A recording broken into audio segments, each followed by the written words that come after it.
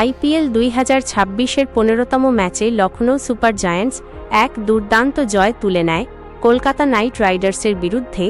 আর এই জয়ের নায়ক মুকুল চৌধুরী 182 রানের লক্ষ্য তাড়া করতে নেমে এলএসজি শুরুতেই চাপে পড়ে। দ্রুত আউট হন নিকোলাস পুরান ও আব্দুল সামাদ। ঠিক সেই কঠিন সময়ে ক্রিজে এসে ম্যাচের মোড় ঘুরিয়ে দেন মুকুল। মাত্র 27 বলে 54 রানের ঝড়ো ইনিংসে তিনি 7টি ছক্কা ও 2টি চার মারেন। তাঁর আক্রমণাত্মক ব্যাটিং কেকেআরের বোলারদের সম্পূর্ণভাবে চাপে ফেলে দেয়।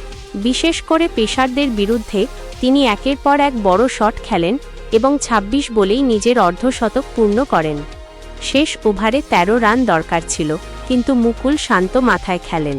বৈভব অরোরার বলে 2টি বিশাল ছক্কা হাঁকিয়ে ম্যাচ প্রায় শেষ করে দেন এবং শেষ বলে জয়সূচক রান নেন। তার অসাধারণ ইনিংসের জন্য তিনি ম্যাচ সেরার পুরস্কার পান। এই জয় এলএসজি টানা দ্বিতীয় জয় পায় আর কেকেআর ঘরের মাঠে আবারও হার স্বীকার করে।